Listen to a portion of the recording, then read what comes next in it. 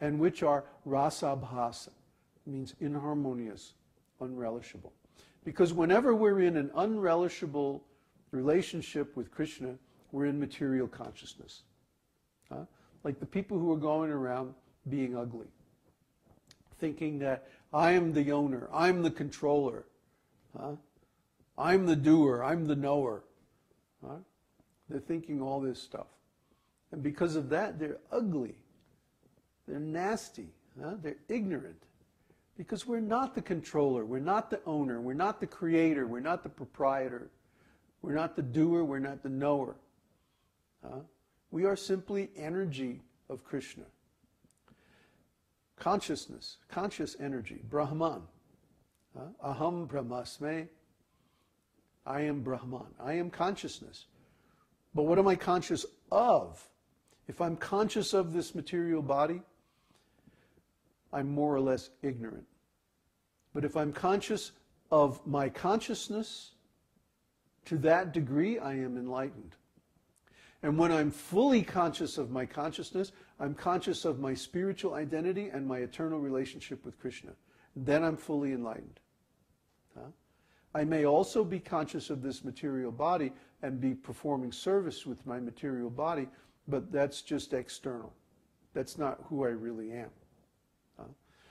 When one is in that condition of consciousness, that is awakening, that is bodha. That's self-realization. So we want you to attain that platform. We want you to get that realization. So we want to talk about, first of all, the vocabulary of these different emotions in relationship with Krishna. And then the next stage is realizing, well, how do we develop one emotion into another? You see?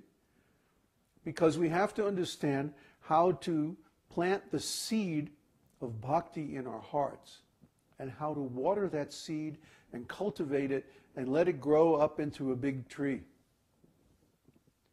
Right? Because that will be pleasing to Krishna and to us. So that's the art. See, without knowledge of that art, then how can we grow? Just like if you're a farmer and you don't understand the different stages of the growth of the tree, for example, then how can you care for that tree and how can you nurse it to its mature stage to where it actually bears fruit? If you don't know the different stages of devotional service, you know the Adau Shraddha verse? Adau Shraddha, Sadhu Sango, and so on. There are 10 stages. In the beginning, Adau, in the beginning, Shraddha, there's faith. Faith is only the beginning of devotional service. It's the preliminary stage. Then what?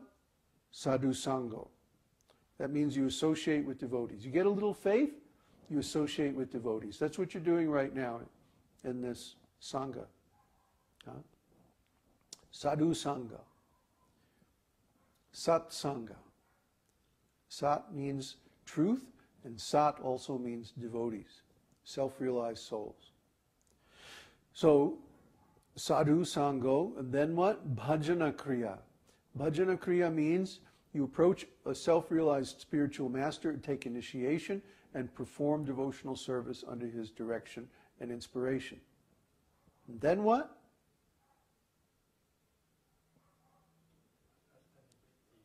Anartha Nivritti. Anartha Nivritti means all the undesirable things go away. And what are those undesirable things? Meat eating, illicit sex, intoxication, gambling, speculation, envy, anger, so many nonsense material things. Attachment, all that stuff goes away. And then? Steadiness, yes. Yeah. Nishtha. Nishtha means steadiness. Until all of the unwanted character traits and desires and activities are cleansed from our hearts, we can't be steady in devotional service. We'll keep falling down. Because we'll have some desire that's opposed to devotional service. So when those desires are all gone, then we can attain steadiness. And then from steadiness, the next thing is ruchi, taste. Yeah, we get a taste for devotional service. Nom, nom, nom, nom. Because we actually know what it is now. You can't really know what devotional service is until you become steady in it. Or it's going to be mixed with some material nonsense. But when you actually have pure bhakti, not mixed, not mishra bhakti, but kevala bhakti, pure bhakti, then you can develop a taste. Because then you have the real thing finally. This is real bhakti. So from nishta, then ruchi, taste, and then from taste, bhava, right. Transcendental emotion, huh? Attachment, asakti. Asakti. Asakti. Yeah, shakti is energy. Sakti, asakti. Asakti means you don't want to let go of it. You become attached. You start thinking, I am Krishna's, and Krishna is mine. You develop this possessive kind of feeling towards Krishna. And from that bhava is coming, from that attachment. And after bhava, then prema. Prema means fully ripened love of Godhead. So to get through all those stages, it's just like you take a seed, you plant the seed, and then this little creeper comes up, and then you have to get the weeds away and fertilize it and cultivate it and protect it and let it grow. And then finally maybe you have to put a stick, to keep it from falling down, and maybe you build a fence around it, keep the animals away, and then you fertilize it and then water it some more, and then it gradually grows up and becomes a tree. And then maybe you have to, trim it, or what do they call that? Pruning, yeah, or fertilize it in some way. And then finally you get the fruits after many years. So the farmer has to know all the stages of growth. Similarly, the devotees have to know the process and the stages of growth of devotional service, or how else are they going to cultivate it in their own hearts? But this isn't something to just listen to. This is something you need to duplicate. Duplication is the first stage of learning. Duplication, then understanding, then contemplation, and finally realization. We go over this in our book, Search for the Absolute Truth. So you have to really pay attention to this stuff. This is not just entertainment. This is not just something you sit back and listen to casually. It's not the books like Prabhupada's books and Vedanta Sutra and books like that. You don't just read them like a novel. You sit there and study them. You have a dictionary and you look up the meanings of the words, every little word. That's called scrutinizing study. And that's what you need to do to actually realize them. Try to understand. First, you have to duplicate the meaning. Just like I have an idea in my head, so I encode it into words, and then I speak the words. You hear the words, then you have to decode the words and get the same idea in your head. And if the idea is in my head is different from the one in your head, that means you haven't got it. See? You have not duplicated the meaning.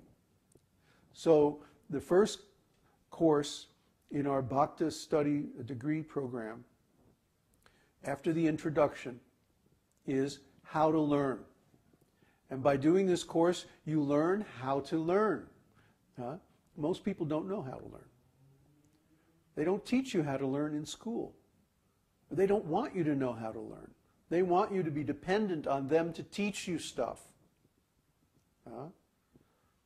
But that doesn't lead to happiness. That leads to exploitation. When you know how to learn, then you can go ahead and learn anything that you want to learn. So the first thing we teach you is how to learn. And after that, we don't have to teach you anymore because you can learn.